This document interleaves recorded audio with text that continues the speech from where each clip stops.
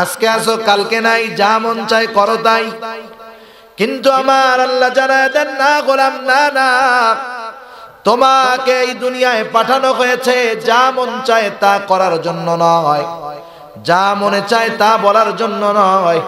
এই দুনিয়ার হায়াত যদিও অল্প, এই সময় তোমাকে কিছু নির্দেশনা দেওয়া হয়েছে, তোমাকে এই সময় কিছু আদেশ করা হয়েছে, কিছু নিষেধ করা হয়েছে। ও আমার গোলাম, দুনিয়ার মধ্যে যখন তুমি এই আদেশ নিষেধগুলা মেনে চলবা, তুমি যখন জান্নাতে যাইবা, তোমার যা মন চায় তুমি সেথায় তা পাইবা। সেজন্য প্রথমে আল্লাহ তাআলা বলেন, আমার কাছে আবার ফিরে আসবা। আল্লাহ রাব্বুল আলামিন কোরআনুল কারীমের আরেক জায়গায় জানায় দেন, ও আমার গোলাম, আমি তো তোমাকে মাটি থেকে সৃষ্টি করেছি, এরপরে পুনরায় তোমাকে মাটিতে দাফন করা হয়, আবার পুনরায় আমি আল্লাহ তোমাকে মাটি থেকে উত্থিত করব। আল্লাহ বলেন, মিনহা খলাকনাকুম ওয়া ফিহা নুঈদুকুম ওয়া মিনহা নুখরিজুকুম তারাতান উখরা। মাটি থেকে আল্লাহ আবার আমাদেরকে বের করবে, পারবে তো? পারবে? এই বিশ্বাস যাদের অন্তরের মধ্যে আছে যে আমাকে আমার গোটা জীবনের আমলের হিসাব দিতে হবে আল্লাহর সামনে, আমাকে মৃত্যুর সুধা পান করতে হবে, আখিরাতের পথিক আমাকে হতে হবে। যেমন কোন মানুষ যখন চিন্তা করে আমি সিলেট থেকে চট্টগ্রামে যাব, সফর হলো 10 দিনের, বলেন তো কোন মানুষ কি এক শার্ট এক প্যান্টে এই সফরে যাবে নাকি? কমপক্ষে 5-7 দিন আগে থেকে সে প্রস্তুতি গ্রহণ করবে। সিলেটের থেকে আমি যাব সেই সুদূর কক্সবাজার, 15-20 দিন থাকবো, আমার 5-7টা ড্রেসের প্রয়োজন, কমপক্ষে টাকা পয়সার প্রয়োজন, আবার যাওয়ার জন্য এমন ব্যবস্থাপনা দরকার যাতে আরামে যাওয়া যায়। আমি আস্তে আস্তে আমার সফরের সকল সামানাগুলো সংগ্রহ করব। 10 দিনের সফর, 15 দিনের সফর, কত চিন্তা। কিন্তু পরকালের সফর কি 1-2 দিনের সফর নাকি? অনন্তকালের সফর। দুনিয়ার সফরে যাওয়ার জন্য পোশাকের প্রয়োজন, দুনিয়ার সফরে আসানের জন্য টাকার প্রয়োজন, ভালো গাড়ির প্রয়োজন, বিলাসবহুল বাসের প্রয়োজন। আমি আমার অবস্থার আলোকে পরিবহন নির্বাচন করে যত আরামে যাওয়া যায় সেই সফরে যাওয়ার চেষ্টা করি। কিন্তু পরকালের সফর তো 1-2 দিনের সফর নয়, পরকালের সফর তো অনন্তকালের সফর। সেই অনন্তকালের সফরের জন্য আমি কি সম্পদ গ্রহণ করলাম, কি প্রস্তুতি গ্রহণ করলাম, কোন জিনিসগুলো আমি যদি নিতে পারি, কোন জিনিসগুলো আমি যদি গ্রহণ করতে পারি, আমার পরকালের সফর আমার জন্য সহজ হবে। সফরের প্রথম ঘাটি কবরটা আমার জান্নাতের বাগান হবে।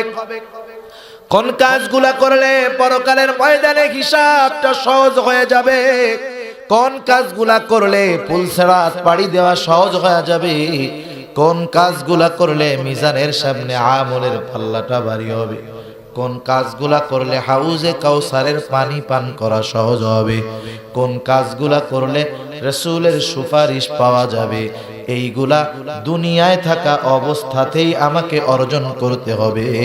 মরার পরে অর্জন করার কোনো সুযোগ কিন্তু থাকবে না। এই জন্য এক হাদিসের মধ্যে বলা হয়, দুনিয়া হলো আখিরাতের ক্ষেত। এক ব্যক্তি যখন জমিনের মধ্যে আবাদ করে, আবাদ সুন্দর মতো, সে তার জমিনটাকে প্রথম চাষ দেয়, আগাছা পরিষ্কার করে সুন্দর মতো এবার চাষ দিল, এরপরে পানি দিয়া কাদা দিয়া সুন্দর মতো মাড়ায়া উত্তম ধানের চারা যখন রোপণ করে, মাঝে মধ্যে সারের প্রয়োজন হলে সার দেয়। ওই ধানের ক্ষেতের মধ্যে যদি কোনো আগাছা হয়, মেহনত করে পরিষ্কার করে। এই মেহনত করতে করতে একটা সময় ধান চারাগুলা বড় হয়ে যায়, শীষ আসে, এবার ধান হয়। 3-4 মাস পরে লোকটা জমিনের মধ্যে যখন আসে, সুন্দর মতো ধানগুলা কেটে বাড়িতে নেয়, দেখে যে তার বাম্পার ফলন, ফসলগুলা খুব সুন্দর হয়েছে, ঠিক কিনা? যদি লোকটা এটা চিন্তা করত, লোকটা যদি এইটা চিন্তা করত যে আমি প্রথমবার ধানের চারা রোপণ করে আসলাম, আর ওর কাছে যাব না, এমনি বড় হবে, ধান হবে। 3 মাস পরে গিয়া ধান কেটে আনবো। বলেন তো অবস্থা কি হতো? 3 মাস পরে ও যখন জমিনের মধ্যে যেত, ওর ধানের চারা খুঁজে পেত না, গোটা জমিনের মধ্যে আগাছা হয়ে যেত, ধানের খবরই থাকত না। এজন্য এই লোকটা যখন 2-3 মাস মেহনত করছে, ধান সুন্দর হয়েছে, 1 বছর তার ভাতের টেনশন দূর হয়ে গেছে। ঠিক কিনা বলেন? সেই জন্য যেই চাষি সুন্দর মতো চাষাবাদ যত্নের সাথে করে, আবাদ সুন্দরভাবে করে, তার ফসল সুন্দর হয়, বাকি বছরের গোটা বছরের চিন্তা তার দূর হয়। কিছু ফসল বিক্রয় করে অন্যান্য হাজত প্রয়োজনীয়তা পূরণ করে, আর কিছু ফসল সে নিজের খাওয়ার জন্য রাখে। অনুরূপভাবে দুনিয়াটা হলো আখেরাতের চাষাবাদের জায়গা। যেই লোকটা দুনিয়ার মধ্যে যেমন আমলের চাষ করবে, যেমন ঈমানের চাষ করবে, আখেরাতের দিন তার ফলাফল তেমনই সে পেয়ে যাবে। কি চাষাবাদ করছে আল্লাহ তাআলা সব জানায় দিবে। ঠিক কিনা বলেন? আল্লাহ তাআলা প্রত্যেকের কাছে তার দুনিয়ার আমলের, দুনিয়ার চাষাবাদের বিস্তারিত ডিটেইলস আল্লাহ দিয়ে দিবে। প্রত্যেকের কাছে প্রত্যেকের দুনিয়ার আমলের আমলনামা পৌঁছায়া যাবে। আল্লাহ তাআলা প্রত্যেকের কাছে তার আমলনামা পৌঁছায়া দিবে। শুধু তাই নয়, প্রতিটা মানুষ আমলনামা যেই ভাষায় লেখা হোক না কেন, প্রতিটা মানুষ সেই আমলনামা পড়ার যোগ্যতাও পেয়ে যাবে। এই যোগ্যতাটা দিয়ে দিবে কে? কত সুন্দর আধুনিক প্রযুক্তি আমাদেরকে বিষয়টা বোঝার জন্য সহজ করে দিল। কয়েকদিন আগে একটা সফটওয়্যার দেখলাম, সেখানের মধ্যে লেখা, সফটওয়্যার একটা ক্যামেরার সফটওয়্যার, ক্যামেরার মাধ্যমে ভয়েস চেঞ্জ হয়ে যাবে, ল্যাঙ্গুয়েজ চেঞ্জ হয়ে যাবে। আপনি একটা বাংলা ভাষায় লেখা এটার ছবি তুলবেন, আপনি এটাকে কনভার্ট করতে চান চায়না ভাষায়, আপনি দেবেন বেঙ্গলি টু চাইনিজ। ছবি তোলার সাথে সাথে ছবিটাকে স্ক্যান করে মুহূর্তের ভিতরে চায়না ভাষায় ওই লেখাটা স্ক্রিনের মধ্যে চলে আসবে। আপনি যদি চান চাইনিজ ভাষাটা বোঝার জন্য কি লেখা আছে চাইনিজ ভাষায়, চাইনিজ ভাষার ছবিটা তুলবেন, স্ক্যানিং করার পরে এর ভিতরে চায়না লেখাটা স্ক্রিনের মধ্যে বাংলা ভাষায় চলে আসবে। এই যে প্রযুক্তি এত উৎকর্ষতা পেল, কার দয়ায়? আওয়াজ দিয়ে বলুন। এই বুদ্ধি দিয়েছে কে?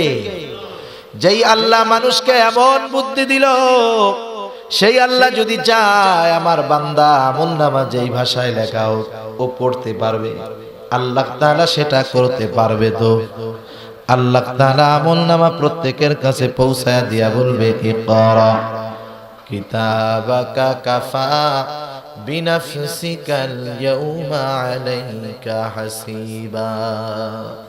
আল্লাহ তাআলা বলবে, পড়ো তোমার আমলনামা, পড়ো তোমার আমলনামা, তোমার হিসাব নেওয়ার জন্য তুমি আজকে নিজেই যথেষ্ট। কারণ আমলনামার মধ্যে লেখা থাকবে কোন দিন, কোন সময়, কোন জায়গায়, কোন পদ্ধতিতে কি আমলটা করছো, সেটা নেক আমল নাকি বদ আমল। অপর প্রান্তে লেখা থাকবে করছো নেক আমল, সওয়াব এতগুলা। আবার লেখা থাকবে করছো এই সময়, এই দিন, এই গুনার কাজ, গুনাহ এতগুলা। মানুষ বাজার করে আনার পরে লেখে না, কলা 50 টাকা, আলু 60 টাকা, পেঁয়াজ 80 টাকা। এবার নিচে যোগ দেয় যে সর্বমোট 350 টাকার বাজার হয়েছে। ঠিক না? ওই রকম হিসাব থাকবে। যেমন প্রতিষ্ঠানের হিসাব হয়, 2টা খাত থাকে মূলত হিসাবের, একটা হলো আয় আর একটা হলো ব্যয়। যখন আয়ের খাতে লেখে যাকাত থেকে এত টাকা, সাধারণ দান এত টাকা, ধান কালেকশন এত টাকা, এবার নিচে যোগ দেয় 1,55,000। আর এক পাশে লেখে ব্যয়, লেখে যে মাদ্রাসার ওস্তাদদের বেতন এত টাকা, কারেন্ট বিল এত টাকা, ছাত্রদের খোরাকি বাবদ এত টাকা। ব্যয় হলো 2,50,000, আয় 1,50,000, ব্যয় হলো 2,50,000। ঘাটতি কত? 1 লাখ। কত ঘাটতি? 1 লক্ষ টাকা ঘাটতি। হিসাবের পরে বোঝা যায় যে মাদ্রাসার আয়ে বা প্রতিষ্ঠানের আয়ে উদ্ধৃত কিছু আছে নাকি প্রতিষ্ঠান ঋণ আছে। অনুরূপভাবে আমলনামার মধ্যেও এরকম থাকবে এত নেকির কাজ করছো, এতগুলা নেকি পাইছো, নেক আমলের কারণে এত নেকি, বদ আমলের কারণে এত গুনাহ, হিসাবগুলা থাকবে। প্রত্যেকটা মানুষ আমল নামা দেখে অবাক হয়ে যাবে, বলবে মালি হাযাল কিতাব লা ইউগাদিরু সগীরাতান ওয়ালা কাবীরাতান ইল্লা আহসাহা। মানুষের অবাক হয়ে বলবে মালি হাযাল কিতাব, হায় রে এটা কেমন কিতাব, একটা ক্ষুদ্র গুনাহও বাদ যায় নাই, একটা ক্ষুদ্র নেকির কাজও আল্লাহ ছেড়ে দিবে না। আমি যেই কথাগুলা বলি, যেই কাজগুলা করি, সব কথা কর্ম আল্লাহ তাআলা রেকর্ড করায়। আমার আপনার কথাগুলা সব সংরক্ষিত আছে। দুনিয়ার মধ্যে যত কথা আমি বলেছি, আমাদের অতীতের মানুষেরা বলেছে, ভবিষ্যতের মানুষেরা বলবে, সব কথাগুলা বাতাসের মধ্যে আছে না নাই? কারণ আপনি আপনার আত্মীয় স্বজনের সাথে লন্ডনে ফোন দিয়া কথা বলেন, এই কথাগুলা মোবাইলের মাধ্যমে যখন যায়, ওই প্রান্তে যিনি আছেন হুবহু আপনার কণ্ঠটাই তো শুনে নাকি? ফোন রিসিভ করার সাথে সাথে আপনার কণ্ঠ পরিচিত, সে সাথে সাথে বলে অমুক নাকি, কি খবর, ভালো আছোনি, ঠিক না? যেই কথা বলি হুবহু শব্দটাই ওই জায়গায় যায়, আমার ভয়েসটাই ওখানে চলে যায়। এই যে যায় কিসের মাধ্যমে যায়? মূলত যায় বাতাসের মাধ্যমে। বাতাসে জানি কথাটারে উল্টা পাল্টা না বানায় ফেলে, এই জন্য হলো নেটওয়ার্কিং সিস্টেম, এক পথে নিয়ে যায় কথাটা। কতজন হয়তো এখানে লাইভ দিতেছে, লাইভ আমি বসে আছি এইখানে কথা বলতেছি, হয়তো সুদূর আমেরিকা থেকে আমাকে হুবহু দেখতেছে, আমার কথা শুনতেছে। এটা কিন্তু তারের মাধ্যমে না, যাচ্ছে নেটওয়ার্ক আর বাতাসের মাধ্যমে, ঠিক কিনা বলেন? এই কথাগুলা সব বাতাসের মধ্যে আছে, শুধুমাত্র সংরক্ষণ আছে তা নয়। আল্লাহ তাআলা বলেন, ও আমার গোলাম, তোমার প্রতিটা শব্দ, প্রতিটা কথা রেকর্ড করা আছে, বাতাসের মধ্যেও আছে। আল্লাহ তাআলা যদি এবার বাতাসকে আদেশ করে, ও বাতাস, আব্দুল করিম জন্মের পর থেকে নিয়ে মৃত্যু পর্যন্ত কোন কোন কথাগুলা বলছে, সব কথাগুলা এক জায়গায় নিয়ে আসো, আল্লাহ পারবে তো? কত সুন্দর সিস্টেম। গুগলের মধ্যে পৃথিবীর সব কিছু আছে, আপনি শুধু সার্চ দিবেন কি দেখতে চান, সাথে সাথে গুগল সব কিছুর মধ্য থেকে কয়েক সেকেন্ডের মধ্যে আপনার সামনে ওই জিনিসগুলা নিয়ে আসবে, ঠিক না? এই বুদ্ধিগুলা কে দিল, জোরে বলেন? যেই আল্লাহ এমন বুদ্ধি দিলেন, সেই আল্লাহ যদি চায় আমার কথাগুলা বাতাসের মধ্য থেকে আলাদা করতে পারবেন তো? সেজন্য আল্লাহ বলেন সব কথাগুলা সংরক্ষিত হচ্ছে। আল্লাহ বলেন মা ইয়ালফিযু মিন কাওলিন ইল্লা লাদাইহি রাকীবুন আতীদ। সব কথাগুলো আল্লাহ তাআলা রেকর্ড করতেছেন। শুধু তাই নয়, প্রতিটা মানুষের কাছে দুইজন ফেরেশতা আল্লাহ রেখে দিয়েছে। একজনের নাম হলো কিরামান, আর একজনের নাম হলো কাতিবিন। আল্লাহ তাআলা পবিত্র কোরআনুল কারীমের মধ্যে বলেন কিরামান কাতিবিনা ইয়ালামুনা মা তাফআলুন। কিরামান কাতিবিন সবার কাছে আছে নাকি? কিরামান কাতিবিনের ডিউটি কি 8 ঘন্টা নাকি 12 ঘন্টা? হ্যাঁ, কথা বুঝেন নাই?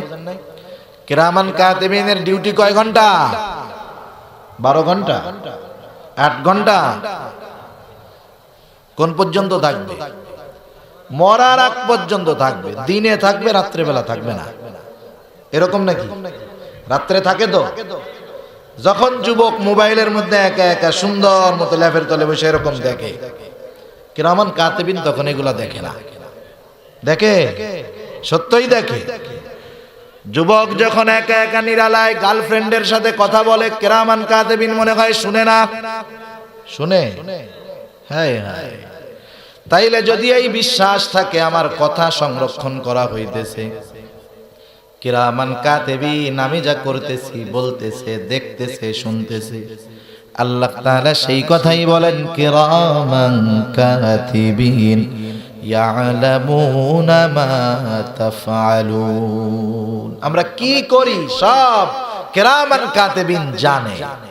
শুধু কেরামান কাতিবিন জানে না, আল্লাহ জানে না, আল্লাহ তাআলাও জানে। সেজন্য ফাঁকি দেওয়ার উপায় নাই আমাদের। আল্লাহ রাব্বুল আলামিন জানায় দেন, ও আমার গোলাম, তোমার কাছে যে আমলনামা পৌঁছানো হবে সেই আমলনামার মধ্যে তোমার দুনিয়ার সব আমল কি করছো লেখা থাকবে।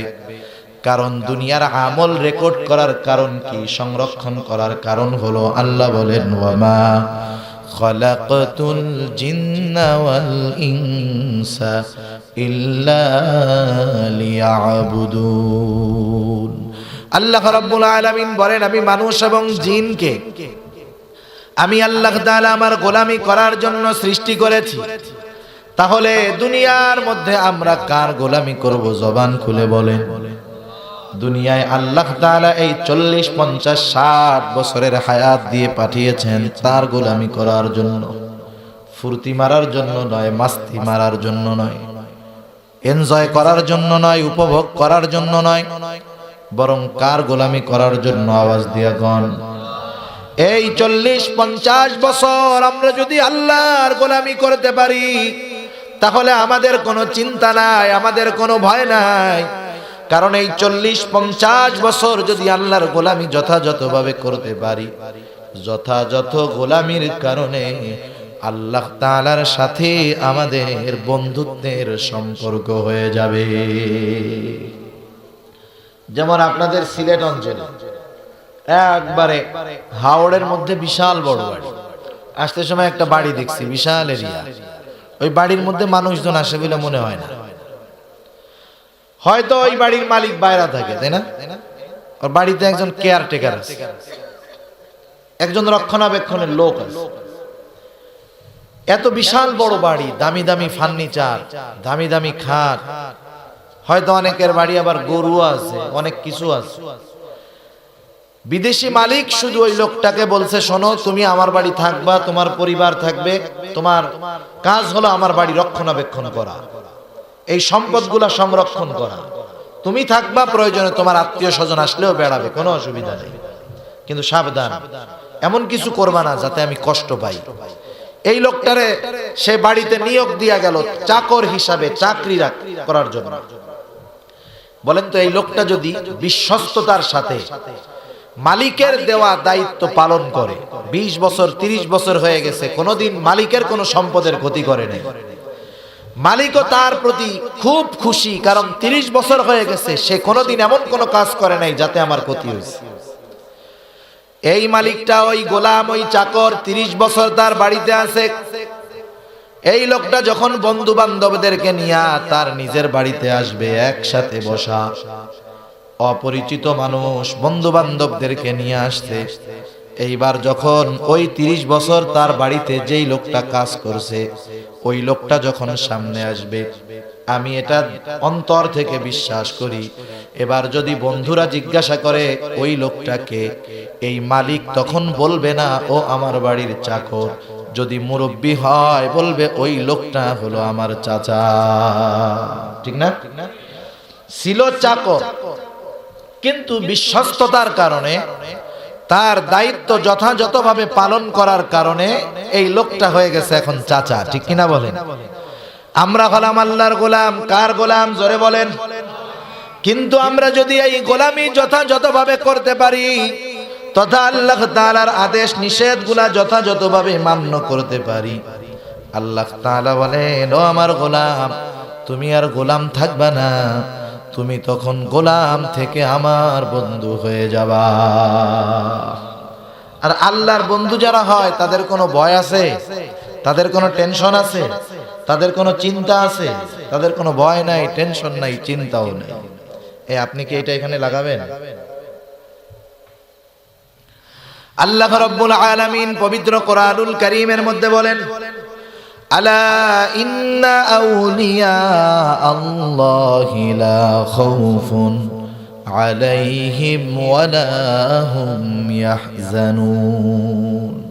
আল্লাহ রাব্বুল আলামিন বলেন, হে দুনিয়ার মানুষ জেনে রাখো, আলা ইন্না আউলিয়া আল্লাহ, যে যারা আল্লাহর ওলি তথা আল্লাহর বন্ধু, তাহলে আল্লাহর বন্ধু কারা? আল্লাহর গোলামি যথাযথভাবে করে যারা, ঠিক কিনা বলেন? আল্লাহ বলেন ওরা আমার গোলামি যথাযথভাবে করার কারণে ওরা আমার বন্ধু। আর যারা আল্লাহর বন্ধু, আল্লাহ বলেন লা খাউফুন আলাইহিম ওয়ালা হুম ইয়াহজানুন। আল্লাহর ওলি যারা, এদের দুনিয়া আখিরাত উভয় জাহানে ভয়ও নাই, চিন্তাও নাই। সুবহানাল্লাহ বলেন। তাহলে আল্লাহর ওলি হইলে, আল্লাহর গোলাম হইলে লাভ না লস? সেই আল্লাহ আমাদেরকে জানায় দেন, ও আমার বান্দা, আমি আল্লাহ তাআলা তোমাদেরকে আমার ইবাদত করার জন্য সৃষ্টি করেছি। দুনিয়ার মধ্যে আমার গোলামি যদি করো, যথাযথভাবে গোলামি করলে আমার সাথে তোমার একটা ভালো সম্পর্ক হয়ে যাবে। পরকালের টেনশনও তোমার নাই, দুনিয়ার কোনো ভয় চিন্তা তোমার থাকবে না। কারণ আপনাদের এলাকার এমপি সাহেব যিনি, বলেন তো কমপক্ষে এই এরিয়ার মধ্যে এমপির আত্মীয়র কোনো ভয় আছে নাকি? কেউ ঠেকাইলেই বলে এমপি সাহেব আমার ভাই, এমপি সাহেব আমার চাচা, এমপি সাহেবের ছেলে আমার বন্ধু, এরকম বলে না অনেক সময়? দুনিয়ার একজন ক্ষমতাধরের সাথে কোনো মতে পরিচয় পাইলেই কত সুন্দরভাবে পরিচয়টাকে প্রেজেন্ট করে, চিন্তা ভয় দূর করে। আর যেই মানুষগুলা আল্লাহর গোলাম, তার তো কোনো চিন্তা থাকতে পারে না। এমনি একজন পিয়ন, পিয়ন একটা পদ, আমি এই পদটাকে খাটো করার জন্য বলতেছি না, বোঝানোর জন্য বলতেছি। পিয়ন হলো সরকারি গেজেটে মনে হয় 4 ক্লাস কর্মচারী, 4র্থ শ্রেণীর কর্মচারী। একজন পিয়ন, অফিস পিয়ন, সাধারণ একটা অফিসের পিয়ন আর প্রধানমন্ত্রীর অফিসের পিয়ন, এই দুইটা কি সমান? প্রাইম মিনিস্টারের অফিসের যে পিয়ন, ওর পাওয়ার প্রায় মন্ত্রীর কাছাকাছি, ঠিক কিনা বলেন? ও আস্তে আস্তে প্রধানমন্ত্রীর কানে কানে মন্ত্রীর বিরুদ্ধেও লাগাই দিতে পারে। যদিও দুইজনের পদ এক, কিন্তু পাওয়ার এক না, ওর পাওয়ার একটু বেশি। একটা বাড়ির কাজের মানুষ, বুয়া, ঘর মুছার লোক, সে আর প্রধানমন্ত্রীর বাসার কাজের বুয়া সেম নাকি? প্রধানমন্ত্রীর কাজের বুয়া তো ও মিনি প্রাইম মিনিস্টার, ঠিক না? ওর পাওয়ার আর এর পাওয়ার এক হবে না। সেই জন্য সব গোলাম সমান নয়। দুনিয়ার মানুষের গোলাম একরকম, আল্লাহর গোলাম আর একরকম। কারণ আল্লাহর গোলামি করলে আল্লাহ তাআলা গোটা দুনিয়ার মানুষের সামনে তাদের মাথা উঁচু করে দেয়। আর কেউ যদি কোনো মানুষের গোলাম হয়ে যায়, ওই ব্যক্তির মাথা মানুষের সামনে নত হয়ে যায়। সেজন্য আল্লাহ বলে, বান্দা, আমার ইবাদত করার জন্য তোমাদের সৃষ্টি করেছি, কিন্তু আমার দাসত্ব করলে, আমার ইবাদত করলে আমি আল্লাহ তোমাদের সম্মান বাড়ায়া দিব। দুনিয়ায়ও ভয় নাই, টেনশন নাই, আখিরাতেও ভয় নাই, তোমাদের কোনো চিন্তা নাই। কারণ মুমিন মানুষ যারা, ইমানদার যারা, এই মানুষগুলা পরকালের চিন্তা বেশি করে। তারা চিন্তা করে আমি তো মরে যাব, মারা যাওয়ার পরে আমার কি অবস্থা হবে, আমার আমলের অবস্থা কি, আমার তো অনেক সওয়াব নাই, গুনাহ তো কম করি নাই। এই চিন্তাগুলা মুমিন বান্দাদের অন্তরে বেশি থাকে, এজন্য তারা চিন্তিত থাকে বেশি। আল্লাহ বলে তুমি চিন্তা করো না, দুনিয়ার মধ্যে আমি আল্লাহর গোলামি করেছো, আর পরকালে আমি আল্লাহর পক্ষ থেকে সাহায্য পাবা না, এটা হতে পারে না। সেই জন্য মুমিন বান্দার ভয় থাকার পরেও তার নিশ্চয়তা আল্লাহ তাআলা দিয়েছেন। আর রাসূলুল্লাহ সাল্লাল্লাহু আলাইহি ওয়াসাল্লাম জানায় দিয়েছেন কোন কাজ করলে আল্লাহর গোলামি করতে আমাদের সহজ হবে। নবী আমার বলেন, আকসিরু যিকরা হাযিমিল লাযযাত, বেশি বেশি ওই জিনিসের স্মরণ করো যেই জিনিস সকল স্বাদকে বিনষ্ট করে দেয়। দুনিয়ার মাস্তি, দুনিয়ার মজা, দুনিয়ার ফুর্তি সব কিছু নষ্ট করে দিতে পারে মৃত্যু, ঠিক কিনা বলেন? মনে করেন একটা বিবাহ বাড়ি, শত শত মানুষ আসছে, আগামীকাল মেয়েটার বিবাহ, শত শত মানুষ, 500 মানুষ বাড়ির মধ্যে, কি আনন্দ!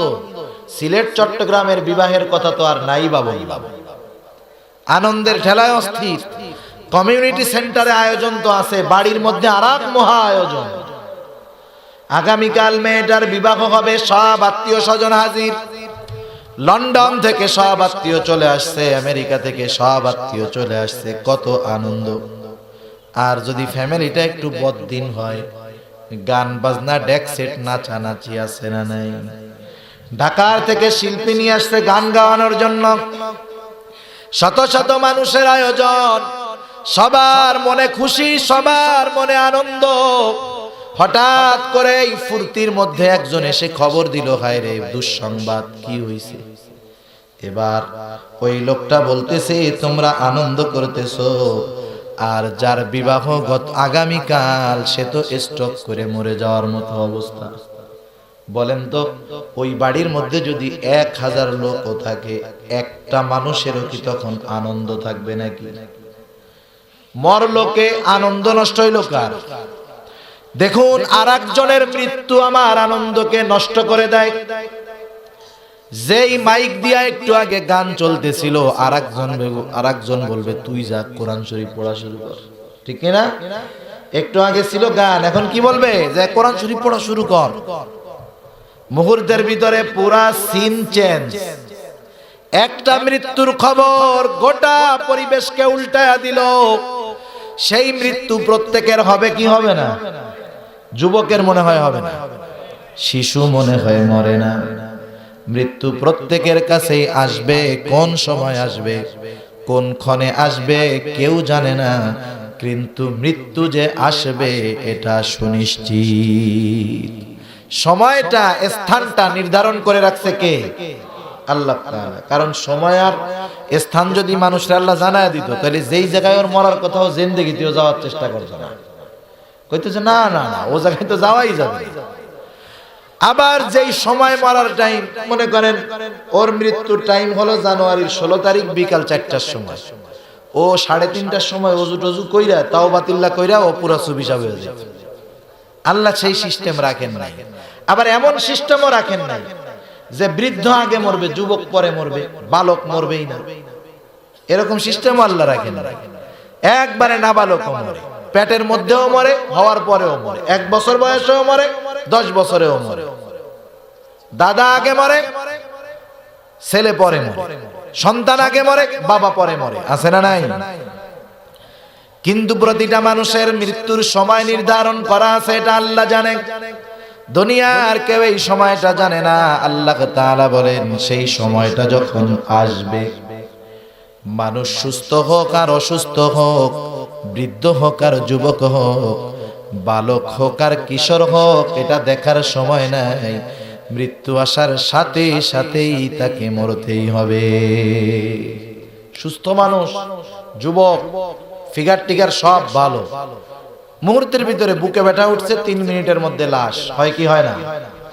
সেজন্য আল্লাহ তাআলা বলেন, ফাইদা জাআ আজালুহুম লা ইস্তাখিরুনা সাআতাও ওয়া লা ইস্তাকদিমুন। প্রত্যেকটা মানুষের জন্য নির্ধারিত সময় আছে, যেই সময় সে মরবে। যখন সেই সময়টা তার কাছে চলে আসবে, মৃত্যুর নির্ধারিত সময় আসার পর, সুস্থ হোক আর অসুস্থ হোক, বৃদ্ধ হোক আর যুবক হোক, 1 মুহূর্ত পরেও সে দুনিয়ায় থাকতে পারবে না, 1 মুহূর্ত আগেও সে দুনিয়া থেকে যাবে না। নির্ধারিত সময় মালাকুল মউত তাকে নিয়েই যাবে। শুধু তাই নয়, মৃত্যু থেকে বাঁচার জন্য যত প্রকার চেষ্টাই সে করুক না কেন, যত জায়গায় পালাক না কেন, পালাতে পারবে না, মৃত্যুই তার কাছে পৌঁছায়া যাবে। আল্লাহ তাআলা বলেন, قل إن الموت الذي تفرون منه فإنه ملاقيكم ثم تردون إلى عالم الغيب والشهادة فينبئكم بما كنتم تعملون। আল্লাহ তাআলা বলেন, নবীকে আপনি বলে দিন, ইন্নাল মাউত আল্লাযী তাফিরুনা মিনহু ফাইন্নাহু মুলাকীকুম। মাউত যার থেকে তোমরা পলায়ন করো। কোন মানুষ কিন্তু মৃত্যুকে পছন্দ করে না, মৃত্যু থেকে সবাই বাঁচতে যায়। আল্লাযী তাফিরুনা মিনহু, যার থেকে তোমরা পলায়ন করো, ফাইন্নাহু মুলাকীকুম, অবশ্যই সেই মৃত্যু তোমাদের সাথে সাক্ষাৎ করবে। কত সেফটির জায়গা তুমি পালাবা। দুনিয়ার মধ্যে অনেক সেফটি জায়গা আছে, অনেক সেফটি গাড়ি আছে, অনেক সেফটি পোশাক আছে। যেমন অনেক গাড়ি আছে বুলেট প্রুফ গাড়ি, এমনও গাড়ি আছে রকেট লঞ্চার মারলেও সেটা ভাঙবে না। এমন পোশাক আছে বুলেট প্রুফ পোশাক, পরলে গায়ে গুলি লাগবে না। বলেন তো দুনিয়ার মধ্যে মৌত প্রুফ কোন পোশাক আছে নাকি? মৃত্যু প্রুফ কোন পোশাক নাই। কোন মানুষ যদি এমন জায়গাও পালায় যেখানে বাতাস ঢোকার কোনো জায়গা নাই, একবারে চুল পরিমাণও ছিদ্র নাই, সেই জায়গাও মালাকুল মউত পৌঁছাতে পারবে কি পারবে না? আল্লাহ তাআলা বলেন আইনামা তাকুনু ইউদরিকুমুল মাউত ওয়ালাউ কুনতুম ফি বুরুজিম মুশাইয়াদা। তুমি যদি সুদৃঢ় দুর্গের ভিতরেও পলায়ন করো, যেই জায়গায় তুমি পালাও না কেন, মৃত্যু তোমার কাছে যাবে, পৌঁছায়া যাবে। ইউদরিকুমুল মাউত, মাউত তোমার কাছে পালাবে। কোথায় তুমি পালাইবা? ওয়ালাউ কুনতুম ফি বুরুজিম মুশাইয়াদা, তুমি যদি সুদৃঢ় মজবুত দুর্গের ভিতরেও পলায়ন করো, মৃত্যু সেইখানে গিয়া উপস্থিত হয়ে যাবে। সবার থেকে পালানো যাইতে পারে, মৃত্যুর থেকে পালানো যাবে? পালানো যাবে না। সেই মৃত্যু আমাদের প্রত্যেকের হবে, কিন্তু মৃত্যু হবে সবার, কিন্তু সবার সেম কোয়ালিটির মরণ হবে না। কেউ তো মরবে ঈমানবিহীন, কেউ তো মরবে ঈমানের সাথে। কারো মৃত্যু হবে শাহাদাতের মৃত্যু, কারো মৃত্যু হবে কুফুরের উপর, কারো মৃত্যু হবে কষ্টের উপর, কারো মৃত্যু হবে আসানের সাথে। প্রত্যেকটা মানুষকে সেই জন্য নবী আমার এই মৃত্যুর কথা বেশি বেশি স্মরণ করার কথা বলেন। কারণ অধিক মৃত্যুর স্মরণ মানুষকে গুনার কাছ থেকে বাঁচায়, অধিক মৃত্যুর স্মরণ মানুষকে আল্লাহর দিকে ধাবিত করে। এজন্য দেখেন না, যেটা বেনামাজি জীবনে জুমার নামাজও পড়ে না, ওর বাপ যদি মারা যায়, বাপ মারা যাওয়ার পরে কিছুদিন দেখবেন ওই লোকটাও 5 ওয়াক্ত নামাজ পড়ে, ঠিক না? কারণ বাবার মৃত্যু তার লাইফকে চেঞ্জ করে দেয়। এক সময় দুনিয়ার সাথে মিশে আবার যেই সেই, কিন্তু ওই বাবার মৃত্যুর সময় তার অন্তরের যেই অবস্থা, যেই স্মরণ, এটা যদি সে সর্বদা করত, সে আর নামাজ ছাড়তো না, ঠিক কিনা বলেন? এজন্য মৃত্যু প্রত্যেকের কাছে আসবে। মুমিন ব্যক্তির মৃত্যু আর বেঈমান বদ্দিনের মৃত্যু কিন্তু সেম কোয়ালিটির হবে না। দুইজনের মৃত্যুর মধ্যে তফাৎ আছে। কারণ যেই মানুষগুলা নেককার বেশি হয়, মৃত্যুর চিন্তা তারা বেশি করে। যেই মানুষগুলা দুনিয়ার মাস্তির মধ্যে ডুবে থাকে, ওরা কিন্তু মৃত্যুর কথা ভুলে থাকে, ঠিক কিনা বলেন? এজন্য দেখবেন আমাদের সমাজে যেই মুরব্বীরা আছে, নামাজ কালাম ঠিক মতো পড়ে, এদেরকে যখন জিজ্ঞাসা করা হয়, মুরব্বী আপনার বয়স হয়ে গেছে 70 বছর, দাড়িগুলা পেকে গেছে, চুলগুলা পেকে গেছে, দাঁত পড়ে গেছে, চামড়াগুলা ঘুচিয়ে গেছে, দৃষ্টিশক্তি কমে গেছে, এখন আপনার আর কি চাওয়া, কি আশা? অধিকাংশ দিনদার মানুষের জবাব হলো, এখন আর দুনিয়ার কোনো কিছু চাওয়ার নাই। এখন আল্লাহ তাআলার কাছে একটা জিনিস চাই, যেন আল্লাহ রাব্বুল আলামিন ঈমানের সাথে আমার মৃত্যুটা দেয়, ঠিক না? আর যেই বেটা দুনিয়াদার, ও যতই বৃদ্ধ হোক না কেন, ওই বৃদ্ধ মানুষটাও চিন্তা করে দুনিয়ার মধ্যে আর কিছুদিন থেকে আর কিছু সম্পদ যদি উপার্জন করা যায় তো ভালো হইতো, ঠিক না? দেখেন এ দুইজনেই বৃদ্ধ, কিন্তু দিনদারের চিন্তা একরকম, দুনিয়াদারের চিন্তা আর এক রকম। আল্লাহ তাআলার গোলাম ওই দিনদার বৃদ্ধ, আল্লাহ তাআলা ওই দিনদারের ব্যাপারে সুসংবাদ জানায় দেন। আল্লাহ তাআলা বলেন, ও আমার গোলাম, সারাটা জীবন আমার গোলামি করলা, মৃত্যুর চিন্তা করো, তোমার কোনো টেনশন নাই, চিন্তা নাই। কারণ প্রতিটা মানুষের মৃত্যুর সময় শয়তান তার সর্বোচ্চ শক্তি দিয়া তাকে বেঈমান বানানোর চেষ্টা করে। কারণ শয়তানের মিশন হলো মানব জাতিকে পাপের দিকে ঠেলে জাহান্নামের বাসিন্দা বানায় দেওয়া। এটা হলো শয়তানের মিশন। এই জন্য শয়তান চায় মানুষগুলাকে মৃত্যুর সময় বেঈমান বানায়া দুনিয়া থেকে বিদায় করার এই অপচেষ্টা শয়তান করে। এই চিন্তাটাই মুমিনরা করে না জানি মৃত্যুর সময় শয়তানের ধোঁকায় পড়ে ঈমানটা হারায় বসি। এই ভয় মুমিনের মধ্যে কাজ করে। আর আল্লাহ তাআলা সেই মুমিনদেরকে জানায় দেন, আল্লাহ বলেন, ইন্নাল্লাযীনা ক্বালু রাব্বুনাল্লাহ সুম্মা ইসতাকামু তাতানাজ্জালু আলাইহিমুল মালায়েকা আল্লা তাখাফু ওয়া লা তাহজানু وأبشروا بالجنة التي كنتم توعدون। আল্লাহ রাব্বুল আলামিন বলেন, নিশ্চয়ই যারা বলে আমাদের রব হলো আল্লাহ, আমাদের রব কে? আরো জোরে বলেন না রব কে? আরো জোরে বলেন আমাদের রব কে? আল্লাহ তাআলা বলেন, যারা বলে আমাদের রব হলো আল্লাহ, শুধু আল্লাহকে রব বলে মুখ দিয়া এমনটা নয়, আল্লাহকে রব বলার পরে রবের সব আদেশ নিষেধগুলা মান্য করে। রব যেটা করতে বলেছে সেটা করে, রব যেটা বারণ করেছে নিষেধ করেছে সেটা থেকে বিরত থাকে। তথা আল্লাহকে রব বলার পরে প্রতিটা মানুষের উপরে কিছু আদেশ নিষেধ আছে না নাই? মনে করেন আপনি একটা প্রতিষ্ঠানে ভর্তি হইলেন, একটা প্রতিষ্ঠানে ভর্তি হওয়ার পরে প্রতিষ্ঠানের কিছু পার্সোনাল ল আছে, প্রাতিষ্ঠানিক কিছু আইন আছে। আপনি ভর্তি হওয়ার সাথে সাথে প্রতিষ্ঠানের ওই আইনগুলা মানতে বাধ্য, ঠিক কিনা? যদি না মানেন, প্রতিষ্ঠান থেকে রুলস থাকবে যে আমাদের প্রতিষ্ঠানের আইনগুলা যদি কেউ অমান্য করে তাহলে তাকে এখান থেকে বহিষ্কার করার অধিকার প্রতিষ্ঠান রাখে, কর্তৃপক্ষ রাখে। আর যদি সে প্রতিষ্ঠানের সব আইন কানুন মেনে চলে তাহলে তাকে পুরস্কৃত করা হবে। অনুরূপভাবে আমরা যখন বলি আল্লাহ আমার রব, এই কথা যখন মুখে বলি অন্তরে স্বীকার করি তখন কিছু কর্ম চলে আসে, ঠিক কিনা বলেন? কর্মগুলা হলো রবের আদেশ নিষেধ মান্য করা।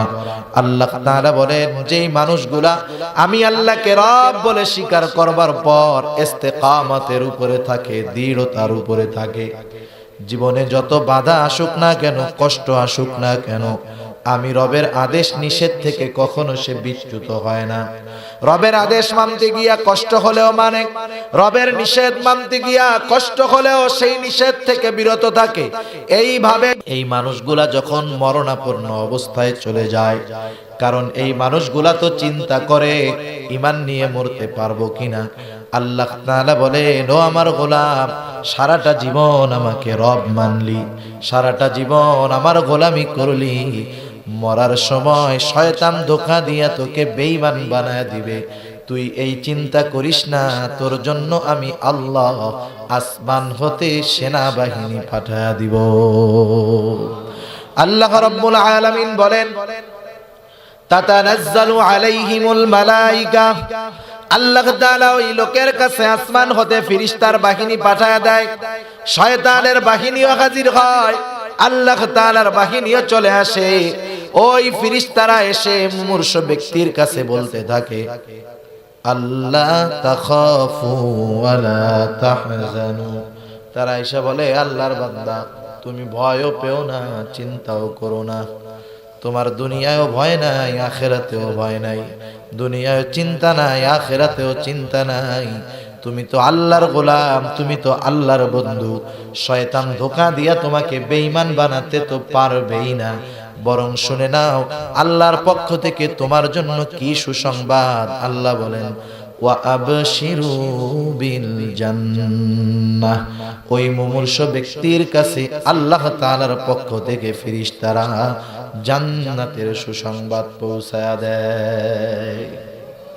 যার মৃত্যু নিশ্চিত, সে যদি ঈমানদার হয় তার কাছে জান্নাতের সুসংবাদ আল্লাহ পাঠায়া দেয়। সুবহানাল্লাহ। জান্নাতের সুসংবাদ, সুসংবাদ মানুষ, সংবাদ মানুষ অনেক মাধ্যমে পায়। অনেক মাধ্যমে পাওয়া যায় না? যেমন মনে করেন আপনি এই জায়গায় বসে আছেন, রাস্তার অপর প্রান্তে আপনি দেখলেন হঠাৎ করে অনেক কালো ধোঁয়া উঠছে। এই কালো ধোঁয়া আপনাকে কিসের সংবাদ দিবে? যে নিচে আগুন জ্বলছে, ঠিক না? এই সংবাদ পাবে না। আবার মনে করেন আপনি এক বন্ধুর বাসায় বেড়াতে গেছেন, আপনার খুব পছন্দের খাবার হলো বিরিয়ানি। বিরিয়ানি চিনেন তো? বিরিয়ানি বিরিয়ানি রান্না করলে একটা স্মেল আসে, গন্ধ আসে না? খুব মজার গ্রান। আপনি বন্ধুর বাসায় যায় যখন বসছেন, বন্ধুর মা আপনার পছন্দের খাবার বিরিয়ানি রান্না করতেছে। বন্ধু আপনারে বলেও নাই, আপনি দেখেনও নাই, কিন্তু ঘ্রাণটা যখন আসছে আপনি কিসের সংবাদ পাইলেন? বিরিয়ানির সংবাদ। তার মানে দেখার মাধ্যমেও সুসংবাদ পাওয়া যায়, ঘ্রাণের মাধ্যমেও সুসংবাদ পাওয়া যায়, অনুভূতির মাধ্যমেও সংবাদ পাওয়া যায়। যেমন একটা মানুষ অন্ধ, চোখে দেখে না, আপনি যখন ঠান্ডা কিছু তার গায়ের সাথে লাগাবেন সে ঠান্ডা অনুভব করবে, গরম কিছু লাগাইলে গরম অনুভব করবে। সে পঞ্চ ইন্দ্রিয়র মাধ্যমেও সে সংবাদ পেতে পারে, সেটা সুসংবাদ হোক আর খারাপ সংবাদ হোক। ভালো মতো হাত বুলায় দিলে বুঝবে কি আমার আদর করতেছে, লাঠি দিয়ে যদি জব্বর আকারে মারে কি বুঝবে? সাইজ করতেছে। সেজন্য অনুভূতির দ্বারাও মানুষ সংবাদ, সুসংবাদ অথবা দুঃসংবাদ পায়। এখন কোন ইমানদার কিভাবে জান্নাতের সুসংবাদ পাবে সেটা আল্লাহ ভালো জানে। কেউ হয়তো জান্নাতের ঘ্রাণ পাবে, কেউ হয়তো জান্নাত দেখবে, কারো কানে হয়তো জান্নাতের সুসংবাদ পৌঁছায় দেওয়া হবে, ঠিক কিনা বলে? এখন জান্নাতের সুসংবাদ যখন কেউ পাবে, জান্নাতের নেয়ামতের খবর যখন সে শুনবে, তার মৃত্যুর যন্ত্রণা হবে ঠিক, কিন্তু সে সেটা অনুভব করতে পারবে না। হযরত ইউসুফ আলাইহিস সালাম কেমন সৌন্দর্য আল্লাহ তাআলা তাকে দান করেছিল। আজিজে মিসরি, মিশরের খাদ্যমন্ত্রী, যখন তার স্ত্রী ইউসুফ আলাইহিস সালামের চেহারা দেখে তার প্রতি আশিক হয়ে গেল। একটা সময় যখন শহরে সবার কানে কানে পৌঁছায় গেল, দেখো আজিজে মিসরি কত সম্মানিত ব্যক্তি, মিশরের খাদ্যমন্ত্রী, তার স্ত্রী জুলাইখা একজন গোলাম, তার প্রেমের আকৃষ্ট হয়ে গেছে। এটা তো বংশের জাত যায়।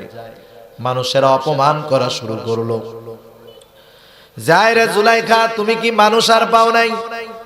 তুমি তোমার ঘরের নিজের গোলাম, তার প্রেমে আকৃষ্ট হয়ে গেছো, এটা তো মান সম্মানের ব্যাপার, এটা তো উচ্চ বংশীয় মানুষের জন্য অপমানের ব্যাপার যে তুমি খাদ্যমন্ত্রীর স্ত্রী, তোমার পছন্দ হয়েছে একটা গোলামকে। এবার এই অপবাদের জবাব কিভাবে দিবে? সে শহরের সব সম্ভ্রান্ত মহিলাদেরকে দাওয়াত করলো যে তোমরা একদিন সবাই আমার বাসায় মেহমান হইবা, তোমাদের প্রশ্নের জবাব দেওয়া হবে। সব মহিলারা হাজির হয়ে গেল। সকলের হাতে দেওয়া হলো একটা হাতে ফল আর এক হাতে ছুরি। তাদেরকে বলা হলো যখন তোমাদেরকে আদেশ করা হবে তখন তোমরা এক হাতের ছুরি দিয়া অপর হাতের ফল কাটবা। সবাই এক হাতে ছুরি এক হাতে ফল নিয়ে তৈয়ার। এইবার আজিজে মিসরির স্ত্রী জুলাইখা হযরত ইউসুফ আলাইহিস সালাম তাকে নিয়ে যখন তাদের সামনে গেল, সবাইকে আদেশ করলো ছুরি কাটো, ছুরি দিয়া ফল কাটো, ছুরি দিয়া ফল কাটা শুরু করলো। অপর দিক দিয়া ইউসুফ আলাইহিস সালামকে তাদের সামনে নিয়ে গেল। জুলাইখা বলতেছে সবাই দেখো এই তো ইউসুফ। এইবার ওই মজলিসের সব মহিলারা ইউসুফ আলাইহিস সালামের দিকে তাকায় আছে, এমন নজর দিছে তাকায় আছে। এইবার নজর দিয়া দেখতে দেখতে এতটা আকৃষ্ট হয়ে গেছে ইউসুফ আলাইহিস সালামের ব্যাপারে তারা বলতেছে হাদা ইন্নী মালাকুন কারীম মা হাদা বাশারা ইন হাদা ইল্লা মালাকুন কারীম। ও জুলাইখা, তুমি আমাদেরকে কি দেখাও? মা হাদা বাশারা, এটা তো কোনো মানুষ হতে পারে না, এটা তো একটা ফেরেশতা। ইউসুফ আলাইহিস সালামকে সরায় ফেলা হলো। এইপরে জুলাইখা বলতেছে ওই তোমাদেরকে কাটতে দিয়েছিলাম ফল, কি কাটছো? সবাই দেখে ইউসুফ আলাইহিস সালামের চেহারায় মুগ্ধ হয়ে তারা ফল কাটা বহুদূর, তারা নিজেদের হাত কেটে রক্তাক্ত বানায় ফেলছে। ইউসুফ আলাইহিস সালামের চেহারা দেখা মাথা ঠিক নাই, হাত কাটতেছে কিন্তু টের পায় না। স্বাভাবিক সময় কেউ যদি নিজের হাত কাটে ব্যথা লাগবে না? কিন্তু এই ব্যথার চাইতে ইউসুফ আলাইহিস সালামের চেহারার মাধুর্যতা ছিল বেশি। এই জন্য হাত কাটার সময় তারা টের পায় নাই, বুঝতে পারে নাই। ব্যথা হয়েছে ঠিক, কিন্তু ওই চেহারার মাধুর্যতা এত সুন্দর, তারা বুঝতেই পারে নাই কখন হাত কেটে ফেললো। বলেন তো, ইউসুফ আলাইহিস সালামের চেহারা বেশি সুন্দর নাকি জান্নাতের নিয়ামত বেশি সুন্দর? ওই জান্নাতের সংবাদ, ওই জান্নাতের খবর আর ওই জান্নাতের দর্শন যখন কোন মানুষের কাছে পৌঁছাবে, বলেন তো মৃত্যুর যন্ত্রণা হলেও টের পাবে নাকি? টের পাবে। আল্লাহ তাআলা বলেন, ও আমার গোলাম, তোমাদের চিন্তা নাই, জান্নাতের সুসংবাদ ফেরেশতারা আয়েশা জানায় দিবে। আল্লাহ বলেন, ওয়া আবশিরু বিল জান্নাহ আল্লাতী কুনতুম তুআদুন। আল্লাহ তাআলা তোমাদেরকে সেই জান্নাতের সুসংবাদ জানায় দিতে বলছে। কোন জান্নাত? যেই জান্নাতের ব্যাপারে তোমাদের সাথে আল্লাহ তাআলা ওয়াদা করেছেন। কারণ আল্লাহ তাআলা বলেছেন, ইন্নাল্লাযীনা আমানু ওয়া আমিলুস সালিহাতি কানাত লাহুম জান্নাতুল ফিরদাউসি নুজুলা। আল্লাহ তাআলা বলেন, নিশ্চয়ই যারা ঈমান আনে, নেক আমল করে, তাদের জন্য হলো জান্নাতুল ফিরদাউস। এই ওয়াদা কার? জবান খুলে বলেন। আল্লাহ তাআলা এরপরে বলেন, আল্লাযীনা আমানু ওয়া আমিলুস সালিহাত লাহুম জান্নাতুন তাজরি মিন তাহতিহাল আনহার। আল্লাহ তাআলা বলেন, যারা ঈমান আনে, নেক আমল করে, তাদের জন্য এমন জান্নাত, যেই জান্নাতের পাদদেশ দিয়ে আছে প্রবাহিত নহর। এটা কার ওয়াদা? আওয়াজ দিয়ে বলেন। আল্লাহ তাআলার সেই কথাই স্মরণ করায় দিবে, তোমাদেরকে তো সেই জান্নাতের সুসংবাদ দেওয়া হলো, আল্লাতী কুনতুম তুআদুন, যেই জান্নাতের প্রতিশ্রুতি আল্লাহ তাআলা তোমাদেরকে দিয়েছে। তোমরা ভয় পেও না, চিন্তা করো না। নাহনু আউলিয়াউকুম ফিল হায়াতিদ দুনিয়া ওয়া ফিল আখিরাহ। দুনিয়ায় আমরা তোমাদের বন্ধু, আখিরাতেও তোমাদের বন্ধু হিসাবেই থাকবো। আর জান্নাতের মধ্যে কি আছে? ওয়ালাকুম ফিহা মা তাশতাহি আনফুসুকুম ওয়ালাকুম ফিহা মা তাদউন। জান্নাতের মধ্যে কি আছে? সহজ কথা, মন যা চায় তাই আছে। সুবহানাল্লাহ। জান্নাতের মধ্যে সব আছে। দুনিয়ায় যা মন চায় জান্নাতে তাও আছে, আছে না? দুনিয়া হলো মন চাওয়ার জায়গা, পূরণ হওয়ার জায়গা। দুনিয়াতে অনেক কিছু আসবে, চাহিদা আসবে, পূরণ হবে না। জান্নাত হলো চাহিদা পূরণ হওয়ার জায়গা। ঠিক কিনা বলেন? দুনিয়ায় কেউ বুড়া হইতে চায় নাকি? কোন মানুষ চায় যে আমি বুড়া হব? দুনিয়ায় কেউ চায় না যে বুড়া হবে। সেজন্য কত সময় সেলুনে গিয়া দেখবেন বুড়া মানুষ 60 বছর বয়স, সেলুনের নাপিতের কাছে গিয়া বলে, ওই কালা কলপটা এমন ভাবে মারবি যেন 35 বছরের যুবকের মতো মনে হয়। ঠিক না? বুড়া মানুষ যুবক হইতে চায়, কেউ বুড়া হইতে চায় না। দুনিয়ার মধ্যে সবাই চায় সুন্দরী বিবি থাকবে, তার সুন্দর স্ত্রী থাকবে, কিন্তু দুনিয়ার মধ্যে হয় না। অনেক সময় মন চায় সুন্দর, কিন্তু ভাগ্যক্রম হয়ে গেছে কালা। ঠিক না? দুনিয়ায় চায় মন, কিন্তু দুনিয়ায় পূরণ হবে না। দুনিয়ায় পূরণ হবে না, পূরণ হবে জান্নাতে। ঠিক কিনা বলেন? সেজন্য দুনিয়ায় মানুষ চায় যে আমি সুস্থ থাকতে চাই, অসুস্থ হব না। কিন্তু দুনিয়ায় সম্ভব অসুস্থ না হয়ে থাকা। একটু খাবারে উল্টাপাল্টা হইলে পেটের মধ্যে মারাবে, একটু গোসল ঠান্ডায় উল্টাপাল্টা হইলে নাক দিয়া একবারে রস ধরা শুরু হয়ে যায়। কত রকমের ঝামেলা। অসুস্থ হইতেই হয়। প্রতিটা সুস্থ মানুষই প্রত্যেকটা অবস্থায় কোনো না কোনো ভাবে অসুস্থ থাকে। কেউ বলতে পারবে না যে আমি পরিপূর্ণ সুস্থ। দুনিয়ায় চায় সবাই সুস্থ থাকতে, মন চায়, কিন্তু দুনিয়ায় সম্ভব? আল্লাহ বলে জান্নাতে সম্ভব। কারণ কি? ওয়ালাকুম ফিহা মা তাশতাহি আনফুসুকুম। জান্নাতের মধ্যে তোমার মন যা চায় সব আছে। সুবহানাল্লাহ। সেজন্য এই মৃত্যুর মাধ্যমে আমাদেরকে আখিরাতের পথের পথিক বানায় দেওয়া হবে। একথাই আল্লাহ তাআলা বলেন, ওয়াত্তাকু ইয়াওমান তুরজাউনা ফীহি ইলাল্লাহ। তোমরা সেই দিনকে ভয় করো যেদিন তোমাদেরকে আল্লাহর দিকে ফিরিয়ে নেওয়া হবে। আল্লাহর দিকে ফিরে যাওয়ার মাধ্যম দুনিয়া থেকে যেটা, সেটার নাম হলো মৃত্যু। ঠিক কিনা বলেন? সেই মৃত্যুকে তোমরা ভয় করো। পরকালে আল্লাহর দিকে ফিরতে হবে, এই বিষয়টাকে তোমরা ভয় করো। এরপরে আল্লাহ বলেন, কেন তোমাদেরকে আল্লাহর দিকে ফিরায় নেওয়া হবে? সুম্মা তুওয়াফা কুল্লু নাফসিম মা কাসাবাত, এরপরে প্রতিটা মানুষকে তার দুনিয়ার কর্মফল অনুযায়ী পরিপূর্ণ প্রতিদান প্রদান করা হবে। আল্লাহ রাব্বুল আলামিন পবিত্র কোরআনুল কারীমের আরেক জায়গায় বলেন, কুল্লু নাফসিন যায়িকাতুল মাউত, প্রতিটি প্রাণকে মৃত্যুর স্বাদ আস্বাদন করতেই হবে। কেন এই মৃত্যু? আল্লাহ বলেন, ওয়া ইন্নামা তুওয়াফাউনা উজুরাকুম ইয়াউমাল কিয়ামাহ, কারণ কিয়ামতের দিন তাকে পরিপূর্ণ প্রতিদান প্রদান করা হবে দুনিয়ার আমল অনুসারে। কেউ যদি বদ আমল করে কিয়ামতের দিন তাকে জান্নাতি করা হবে না, কিয়ামতের দিন ওই বদ আমলের প্রতিদান তাকে দেওয়া হবে।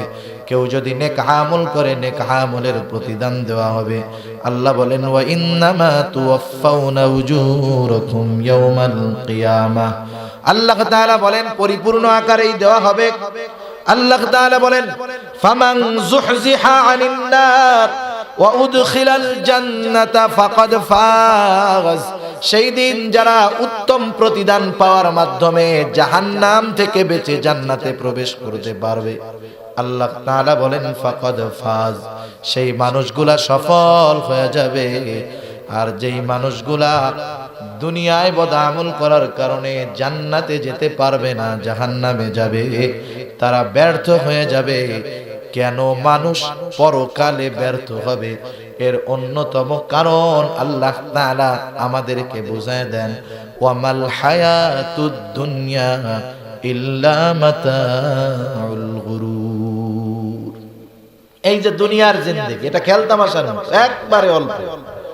দুনিয়ার হায়াত একেবারে সীমিত, অথচ মানুষ এই সীমিত হায়াতের প্রতি আকৃষ্ট হয়ে আখিরাতে ব্যর্থ হবে। ঠিক কিনা বলেন? আল্লাহ রাব্বুল আলামিন এরপরে বলেন, বান্দা আমি আল্লাহ কেমন প্রতিদান দিব? এমন হবে না যে আমি কিয়ামতের দিন স্বজন প্রীতি করব, এমনটা করব না। আল্লাহ তাআলা বলেন, ওয়াহুম লা ইউযলামুন, এবং যেই মানুষগুলার প্রতিদান দেওয়া হবে তারা বিন্দু পরিমাণ অত্যাচারিত হবে না, তাদের প্রতি বিন্দু পরিমাণ জুলুম করা হবে না। যার যেমন আমল সে তেমন প্রতিদান আমি আল্লাহর কাছ থেকে পাবে। তাহলে দুনিয়ার মধ্যে আমাদের নেক আমল বেশি করতে হবে। ঠিক কিনা বলেন? নেক আমল বেশি করতে পারবো তার অন্যতম সিস্টেম হলো মৃত্যুকে যে বেশি বেশি স্মরণ করবে নেক আমল তার বেশি বেশি হবে। ঠিক কিনা? যে মৃত্যুকে বেশি বেশি ভুলবে দুনিয়ার মধ্যে তার গুনাহও বেশি বেশি হবে। এজন্য নবীর আদেশ মানব, মৃত্যুর কথা বেশি বেশি স্মরণ করব, কমপক্ষে দৈনিক 20 বার। কয়বার? কারণ নবী আমার জানায় দিয়েছেন, আকসিরু যিকরা হাদিমিল লাযযাত, তোমরা এমন জিনিসের স্মরণ বেশি বেশি স্মরণ করো যেটা সব ফুর্তিকে নষ্ট করে দেয়, সব মজাকে বিনষ্ট করে দেয়। এটার নাম হলো মৃত্যু। আল্লাহর নবী বলেন, মৃত্যুর কথা বেশি বেশি স্মরণ করো। আর আমরা যদি মৃত্যুর কথা বেশি বেশি স্মরণ করতে পারি, নেক আমলের সংখ্যা হবে বেশি, গুনার সংখ্যা হবে কম। আল্লাহ তাআলা আমাদের সবাইকে বেশি বেশি মৃত্যুর কথা স্মরণ করার তৌফিক দান করুক। সবাই বলি আমিন। ওয়া আখিরু দাওয়ানা আলহামদুলিল্লাহি রাব্বিল আলামিন।